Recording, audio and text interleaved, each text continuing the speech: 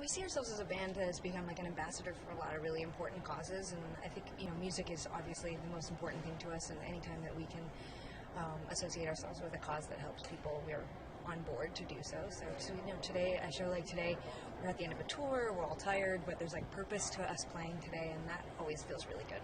We did have music in school, but not to take away not the responsibility of our government or our society or education system.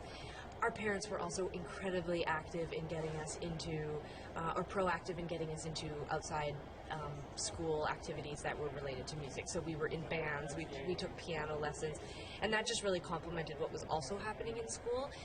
We did choir, we had music class every day up until I guess 7th grade. So I think it's both the school and the family's responsibility to make sure if the kids want to be engaged in and want to be active in the music programs, then and that's why we jump in.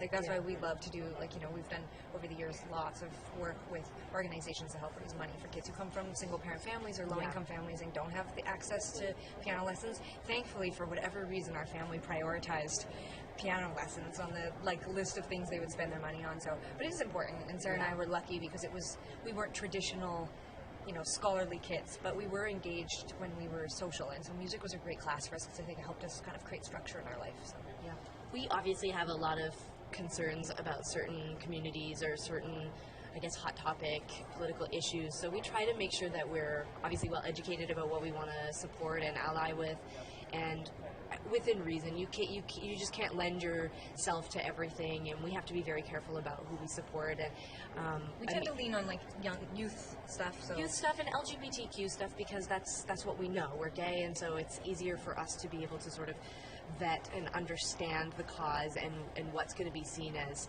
helpful and supportive to the community. And we like cats. And we do like cats, although we haven't done a lot of stuff with cats, and I'm not sure how that We're going to branch out here. on the next record. We're going to help gay, cats. We're really into gay cats right now. No, there's a really neat program in Los Angeles that, and I think this would be really cool to see this spread. Not that this is about today, but just there is a really cool program where this group they're picking up stray cats and spaying them and then putting them back on the street because ultimately they can survive. They're totally fine to but they just don't want them to have any more babies. I love this, especially the gay ones. They're very resourceful. Yeah. Totally. I mean, we're thrilled to be a part of Pride this year. Obviously, it's World Pride, so it's huge. We're very excited and honored to be a part of the festivities. Our friends are really excited. We're big fans of Toronto in general, but Toronto Pride was the first Pride we ever went to. When we were 18 years old, we flew out to Toronto the summer we graduated high school, and we were sort of in the middle of Pride, and it was really, I think, important to Sarah and I, especially when we were coming out. So we're thrilled to be here and really excited to celebrate with everybody, and we're just going to bring a ton of gay cats on stage, which is going to be pretty cool. We're going to do a full set. We wanted to be able to provide the full show for everybody coming down today, and we have it's going to be a very high energy, high octane set. We didn't pick any slow stuff.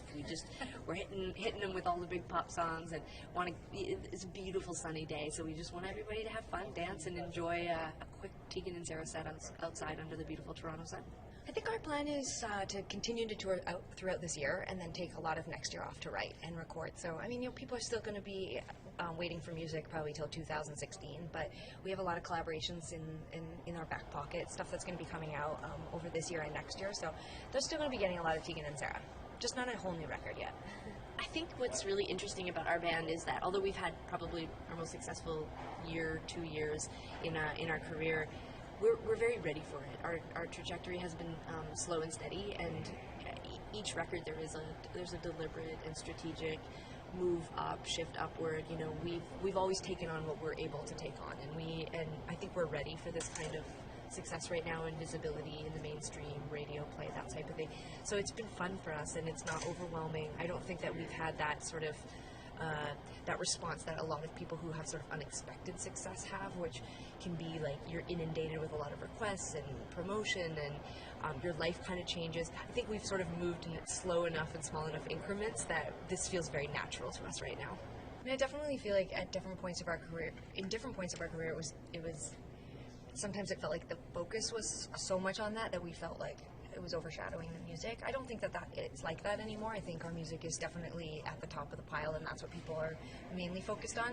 But over the last 15 years, we've seen ourselves go from just like regular kids who graduated high school and started playing music to role models for a lot of young people. And so for us, it doesn't bother us to have to talk about it. And although I do believe there will be a time in history where we don't have to talk about being gay all the time, there are still so many millions and millions and millions of people all over the world who are living in countries and cultures that don't accept gay people, and that does affect us here, even in Canada, even where our laws and our rules and our acceptance is high. The fact is that we're plagued by, reading these issues and reading about these issues worldwide. So for Sara and I think it will always remain a focus. I think we've accepted that that's going to be a big part of what our band is hopefully bringing hope and change to people everywhere. Well, it's interesting because, there's been a real shift on this record cycle. We obviously have experienced different levels of success over the years in Canada and have always felt like a familiar band in Canada. But I've definitely noticed in the last couple of years, every kind of person, like it used to be that I could say, oh, that person's going to know who I am, or if I go to that bar, they're going to know who I am. And then now it's a little bit more of a crapshoot. Like the other day I was in Toronto visiting friends and I was walking to this park and these guys in a garbage truck stopped and were like, I was a fool. And I was like, okay, if guys like in a garbage truck who are just like doing their jobs, and I mean, that was definitely a moment where I was like, we're pretty mainstream right now if everybody kind of is familiar with our project. So it's funny. It's cool. We're really grateful. We love it, and we don't take it for granted. I know that probably like in 2 or 3 years, maybe I'll be walking down the street and I'll see those same garbage truck guys, and they will be like, right. They'll be like, hey girl, what's up? Global's been super supportive, so It probably made you who you are today. Is that fair to say? We joke about it all the time, but honestly, Canadian media has always been so good to us right from the start of our career. I mean, I remember when we put out our first official major release, and we'd been on tour with Neil Young in the States, and we're completely unknown and obscure there. It was early 2000, and we got up to Canada and we did this like sold out cross Canadian tour. For us, I mean, it was only 500 to 1,000 people or whatever, but the media came out to every show. We did so much press, and we were just so well supported here, and we really hear consistently that, Canadians, they don't support their own bands, or like they eat their own, or the industry. We have never found that. We've always found the industry and Canadian fans to be really supportive and wonderful, and they've been through so much with us, so many different incarnations of our bands, and we feel really grateful. So to Global and everyone out there, we say thank you very much.